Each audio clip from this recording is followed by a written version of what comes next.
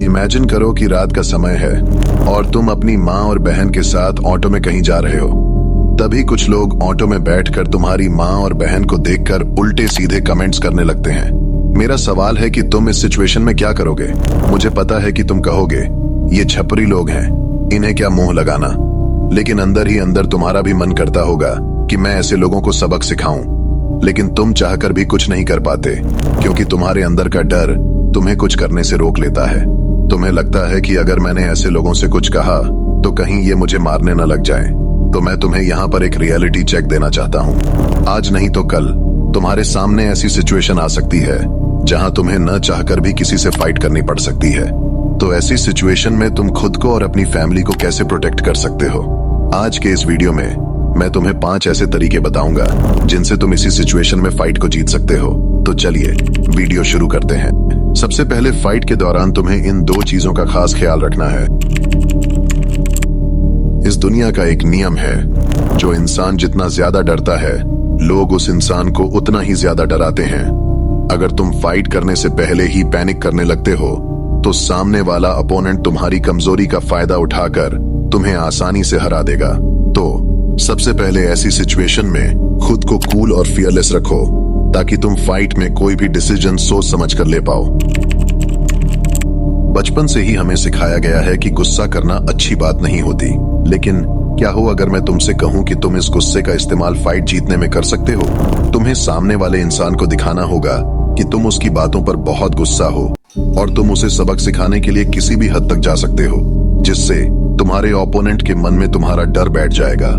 अब मैं तुम्हें बताने वाला हूँ वो 5 फाइटिंग मूव्स जिससे तुम किसी भी सिचुएशन में फाइट को जीत सकते हो। पहला और सबसे जरूरी मूव, द ग्रोइन स्ट्राइक। ये मूव किसी भी हमलावर को 1 सेकंड में गिरा सकता है। कैसे? बस अपने घुटने या पैर का इस्तेमाल करके हमलावर के ग्रोइन एरिया पर वार करो, जिससे वो ठीक से खड़ा भी नहीं हो पाएगा और तुम उसे इजीली हरा दोगे। दूसरा मूव, द एल्बो स्ट्राइक। ये मूव तब काम आता है जब हमलावर तुम्हारे बहुत करीब हो। तुम्हारी कोहनी तुम्हारे शरीर का सबसे मजबूत हिस्सा है। इसे इस्तेमाल करके तुम हमलावर के चेहरे, गर्दन या पेट पर वार कर सकते हो। सोचो, अगर कोई तुम्हारी बहन को पकड़ लेता है, तुम अपनी कोहनी से अपने ओपोनेंट की पीठ या चेहरे पर वार कर सकते हो। पर क्या होगा अगर हमलावर तुम्हें जमीन पर गिरा दे? डरो मत, अगले मूव में मैं तुम्हें बताऊंगा कैसे उस स्थिति में भी तुम खुद को बचा सकते हो। तीसरा मूव, द ग्राउंड एस्केप। अगर हमलावर तुम्हें जमीन पर गिरा दे तो घबराओ मत। सबसे पहले अपने पैरों का इस्तेमाल करके हमलावर को दूर धकेलो, फिर जल्दी से उठकर दूर भागो। याद रखो, जमीन पर लड़ाई तुम्हारे लिए खतरनाक हो सकती है, इसलिए जितना जल्दी हो सके उस स्थिति से बाहर निकलो। लेकिन क्या होगा अगर हमलावर हाथ में चाकू लेकर आता है? चलिए अगले मूव में जानते हैं। चौथा move, disarming a knife attack.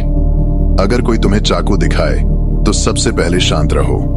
अपने हाथों से हमलावर के हाथ को पकड़ो और चाकू को दूर धकेलने की कोशिश करो, फिर उसके ग्रोइन या चेहरे पर वार करो।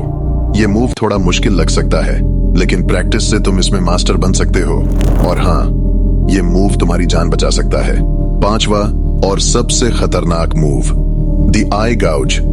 ये मूव तब इस्तेमाल करो जब तुम्हारी जान को सच में किसी बड़े खतरे में हो। अपनी उंगलियों से हमलावर की आंखों पर वार करो। आंख इंसान के शरीर का सबसे सेंसिटिव पार्ट होता है। ये मूव हमलावर को तुरंत रोक देगा। ये मूव सिर्फ तुम्हारी सुरक्षा के लिए है। अगर कोई तुम्हारी माँ या बहन को नुकसान पहुंचाने की कोशिश करे, ये मूव तुम्हारा आखिरी हथियार होना चाहिए, वरना इस मूव को यूज मत करना। दोस्तों, ये 5 मूव्स तुम्हारी जिंदगी बचा सकते हैं, लेकिन याद रखो, सबसे बड़ा हथियार तुम्हारा आत्मविश्वास है। इन मूव्स को प्रैक्टिस करो और हमेशा सतर्क रहो। अगर तुम्हें ये वीडियो पसंद आया हो तो इसे लाइक करो, शेयर करो और मेरे चैनल को सब्सक्राइब करो।